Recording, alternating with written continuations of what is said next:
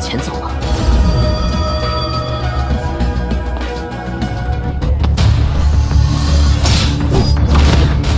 居然变成了我的样子。 Halo kawan rebahan, gimana kabar kalian hari ini? Semoga kalian semua baik-baik aja ya. Seperti biasa di hari Kamis, kita akan melanjutkan pembahasan alur cerita dari series Donghua Throne of Steel Season 2 episode 43. Di pembahasan kemarin, Hao Chen dan Han Yu akhirnya memulai proses kesatria pengawal. Bahkan karena status Hao Chen adalah seorang putra cahaya, proses tersebut berpindah ke sebuah pilar yang disebut sebagai tanah yang diberkati. Selain Han Xian menyadari jika Hao Chen adalah putra cahaya, seorang kesatria segel ilahi bernama Yang Hao Han juga terlihat bisa merasakan energi yang dilepaskan oleh Long Hao Chen. Proses perjanjian kontrak tersebut membuat Han Yu saat ini memiliki energi spiritual bawaan sebesar 80 poin. Tidak jauh berbeda dari Long Hao Chen di tingkat 97 poin. Artinya di masa depan, Han Yu memiliki peluang untuk menjadi kesatria segel ilahi berkat bantuan Long Hao Chen. Singkatnya, Han Xian bersedia membantu Ye Hua untuk meningkatkan energi spiritual bawaannya bersama Long Hao Chen. Lalu gimana sih kelanjutan alur cerita episode kali ini? Namun sebelum itu jangan lupa subscribe ya. Nyalain juga tombol notifikasinya supaya kalian gak ketinggalan updatean video-video terbarunya. Dengan proses yang cukup singkat, energi bawaan Ye Hua berhasil ditingkatkan dari 9 poin menjadi 53 poin berkat bantuan energi milik Hao Chen.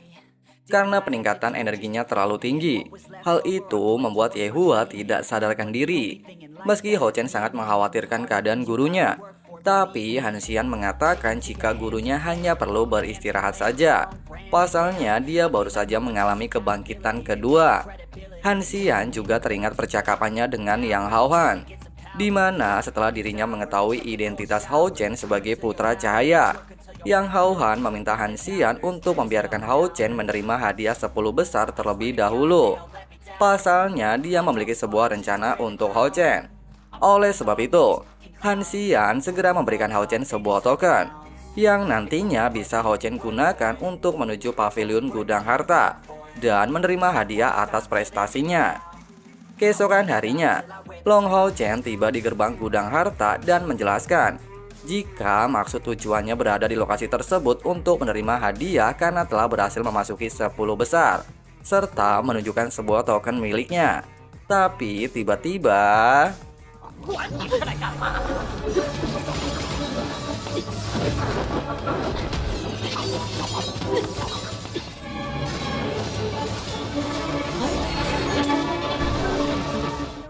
nah, diketahui kakek ini adalah kakek buyut dari Sai Er, memiliki marga seperti Sai Er, bernama Sheng Yu. Tapi nggak tahu ada angin apa si kakek ini tiba-tiba ngamuk dan berniat untuk menyerang Long Hao Chen. Bahkan tekanan yang diberikan kakek ini membuat Hao Chen kesulitan untuk bergerak. Hao Chen juga terlihat bingung, kenapa kakek ini menyerangnya. Pasalnya dia tidak pernah membuat masalah dengannya. Tapi untungnya Yang Hao Han tiba di tempat tersebut, sehingga serangan kedua sang kakek tidak sampai mengenai tubuh Long Hao Chen. Yang Hao Han juga meminta Sheng Yu untuk tidak selalu mengintimidasi generasi muda. Sheng Yu beralasan jika dirinya hanya ingin mencoba kekuatan pemuda di hadapannya dan bergegas meninggalkan area tersebut. Wah, yakin psikopat ini kakek ya guys ya. Hao Chen yang masih bingung bertanya kepada Yang Hao Han sebenarnya apa yang sedang terjadi. Yang Hao Han mengatakan jika Sheng Yu orangnya emang iseng, suka bertindak semaunya kepada setiap generasi muda yang muncul di pavilion gudang harta. Tapi dia meminta Hao Chen untuk tidak memperdulikannya dan ikut bersamanya menuju gudang harta.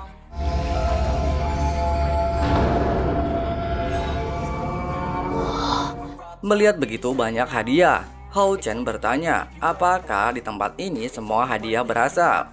Yang Hao Han menjelaskan semua senjata di tempat ini merupakan peninggalan dari semua kuil selama lebih dari 6.000 tahun dan sedang menunggu seseorang yang memiliki kekuatan untuk memilikinya. Setelah mengerti dengan ucapan Yang Hao Han, Hao Chen bertekad untuk mendapatkan senjata yang tepat. Pasalnya setelah pertarungannya dengan Yuan Yuan, Hao Chen tidak memiliki pedang lagi untuk bertarung di babak 16 besar. Kemudian tetua Hao mengatakan, pedang yang saat ini berada di hadapannya disebut senjata bayangan, ditemukan oleh seorang dewa tingkat 9 di wilayah puncak badai, dan meminta Hao Chen mencobanya. Tapi dikarenakan senjata itu terlihat tidak cocok dengan kriteria Hao Chen, tetua Hao meminta Long Hao Chen untuk mencari senjata lain. Sedangkan pedang es salju terbuat dari sepotong tulang naga yang telah dibekukan selama 10.000 tahun, memiliki atribut es, sehingga pedang tersebut terlihat tidak cocok untuknya. Sementara senjata terakhir merupakan sebuah perisai, mengandung kekuatan iblis yang memiliki aura pembunuh. Nah, dikarenakan semua senjata di area gudang harta tidak cocok dengan karakteristik dengan kekuatan Long Hao Chen, tetua Hao membawanya ke sebuah lukisan menuju lembah roh. Pasalnya di dalam lukisan tersebut terdapat salah satu pedang kuno yang telah berada sejak 6.000 tahun yang lalu. Dikatakan 1.000 tahun yang lalu banyak orang kuat datang menuju lokasi tersebut untuk mendapatkan senjata tersebut. Namun masih saja tidak ada yang bisa membawanya keluar dari lembah roh. Oleh sebab itu, tetua Hao meminta Long Hao Chen untuk mengikuti ujian dengan mengandalkan ketenangan hati serta pikirannya untuk mendapatkan senjata yang dia inginkan. Tapi ketika di tengah percakapan, secara mengejutkan Seng Yu menendang Long Hao Chen untuk segera menuju lembah roh. Emang ya, agak aneh ini kakek. Setelah kepergian Long Hao Chen, tetua Hao sangat berharap jika Hao Chen bisa mendapatkan senjata tersebut. Tidak lama Hao Chen tiba di lembah roh, di mana Long Hao Chen diharuskan menghadapi beberapa ujian untuk mendapatkan pedang ajaibnya. Di sisi lain, tetua Hao terlihat sedang berbincang dengan Han Xian. Sejak era kejayaan diakhiri oleh Necromancer, seluruh manusia mengalami perang selama berpuluh-puluh tahun.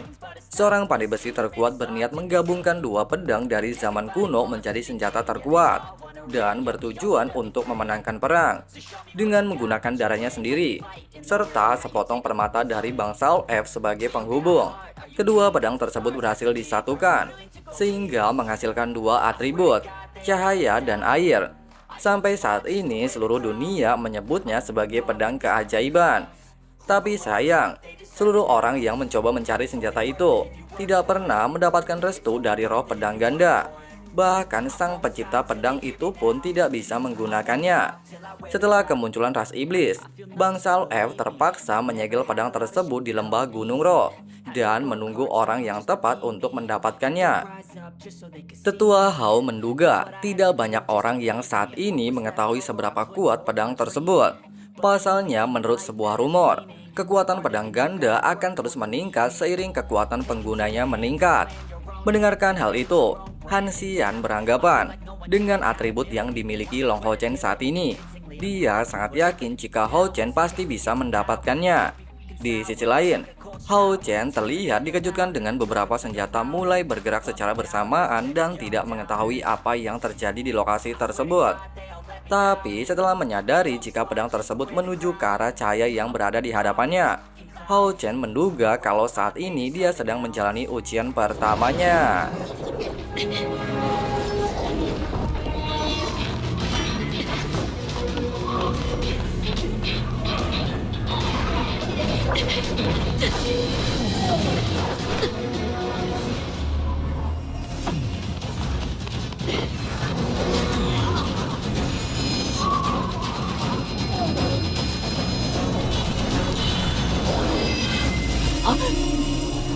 Singkatnya, Long Hao Chen berhasil melewati ujian pertama dan mendapatkan sebuah token yang saat ini berada di tangannya.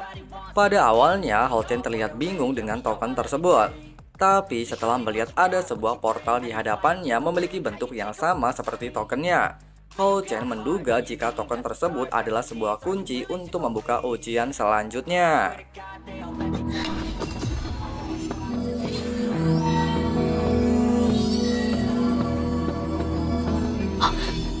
Melihat ada beberapa bola cahaya mulai bergerak ke arah kristal, Hao Chen menduga jika dirinya harus menempatkan bola cahaya untuk mengisi gerbang kristal di hadapannya.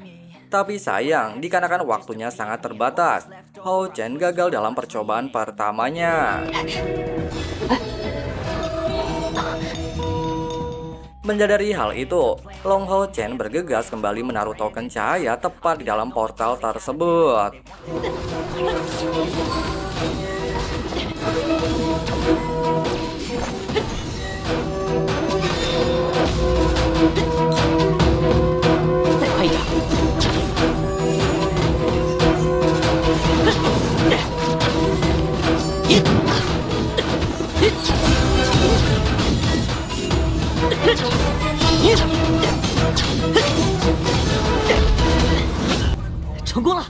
Meski Hao Chen berhasil menempatkan bola cahaya tepat ke dalam kristal tersebut, namun dirinya masih belum mencukupi energi kristal di dalamnya. Hingga akhirnya tanpa terduga dia menemukan sepotong energi cahaya dan menempatkannya ke dalam kristal tersebut.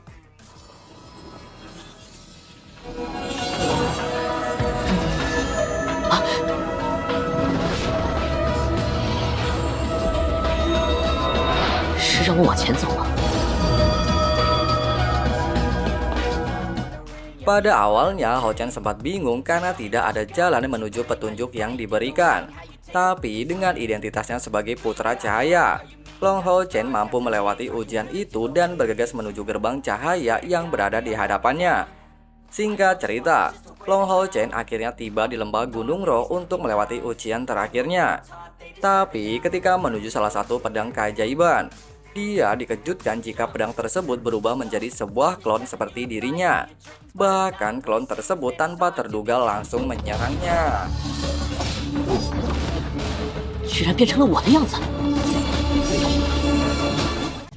Nah, gimana menurut kalian? Coba tulis pendapat kalian di kolom komentar ya. Oke lah, makasih yang udah nonton sampai habis dan jangan lupa subscribe. Nyalain juga tombol notifikasinya biar kalian gak ketinggalan updatean video-video terbarunya. Sampai jumpa di video-video selanjutnya and bye-bye.